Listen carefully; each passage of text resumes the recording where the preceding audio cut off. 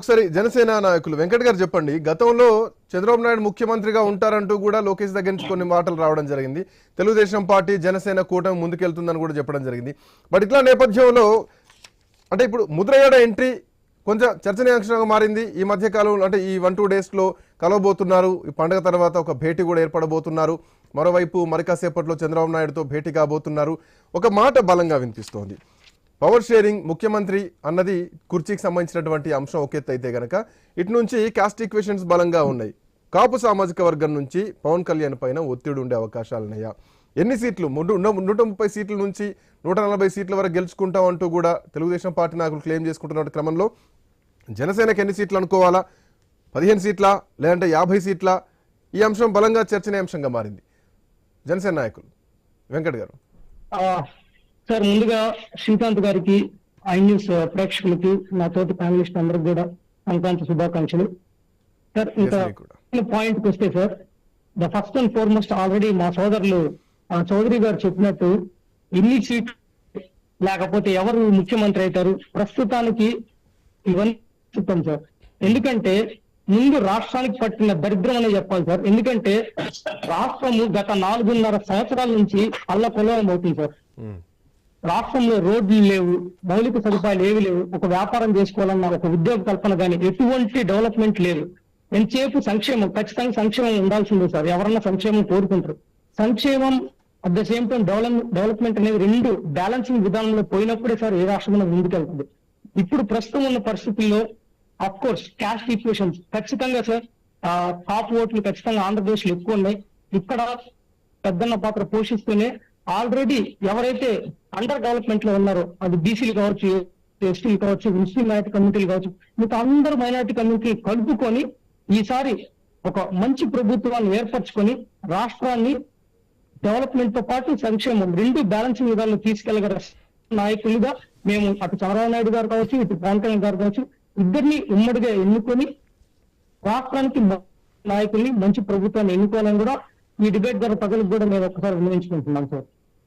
మీరు చెప్తున్న అంశం ఓకే, అంటే రాజకీయ పరంగా సీట్ల పంపకాలు అవన్నీ జరుగుతూ ఉంటాయి. బట్ ఇక్కడ ఏంటంటే కొంతమంది బలమైనటువంటి వ్యక్తులు ఎప్పుడైతే పార్టీలో చేరడానికి సిద్ధమవుతున్నారో, పార్టీ వైపు మొగ్గు చూపుతున్నారో, ఈవెన్ ఇప్పటికే అటు చంద్రబాబు నివాసానికి పవన్ కళ్యాణ్ చేరుకోవడం జరిగింది, బ్రేకింగ్ అంతోంది. మరోవైపు బాలశౌరి కూడా వైసీపీకి రాజీనామా చేసి జనసేన పార్టీలోకి చేరబోతున్నారన్నది కూడా బలంగా వార్త వినిపిస్తుంది. ఆయన ట్వీట్ కూడా చేసినట్టుగా తెలుస్తోంది.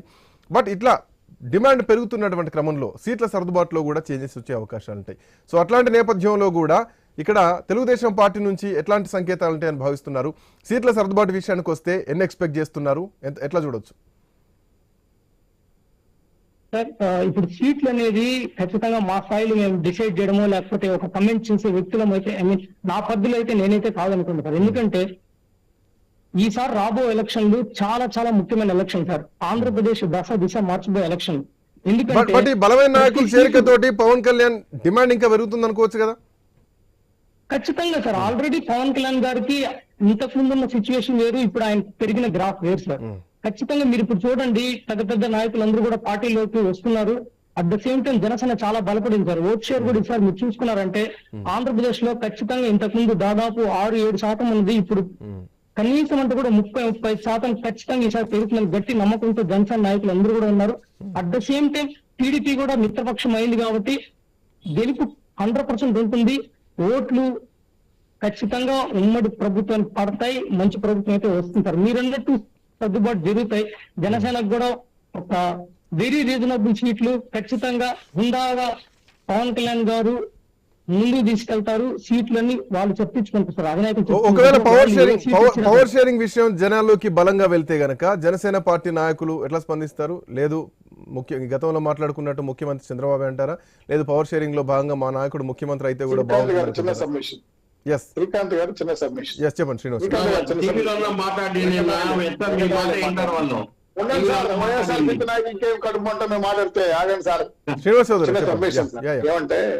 ఏమంటే పొత్తుల విషయం పైన పవన్ కళ్యాణ్ గారు ఒక బృహత్తరమైన కార్యక్రమం తీసుకున్నారు. ఎందుకంటే అంటే మంచి కార్యక్రమే, మేము కూడా దాన్ని అప్రిషియేట్ చేస్తున్నాం.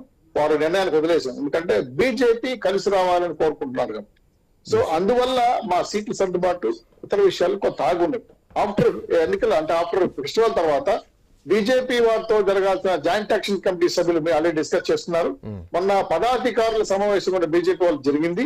ఇవన్నీ అయిన తర్వాత 100% ఏ ప్రాంతాల్లో ఎస్టీ బీసీలతో పాటు 40% ఓన్లీ యూత్ కే సీట్ వాళ్ళు డిసైడ్ చేసుకున్నామే కాబట్టి ఇవన్నీ పరిగణలో తీసుకుని సీట్లు ప్రకటిస్తారు. ఈ లోపల ఒక క్లారిటీ వచ్చే అవకాశం లేదు కాబట్టి ముందు సంక్రాంతికి మేము ఉమ్మడి మేనిఫెస్టో చేయాలని టార్గెట్ చేశారు. దాని మీద కాన్సెప్ట్ చేస్తున్నారు.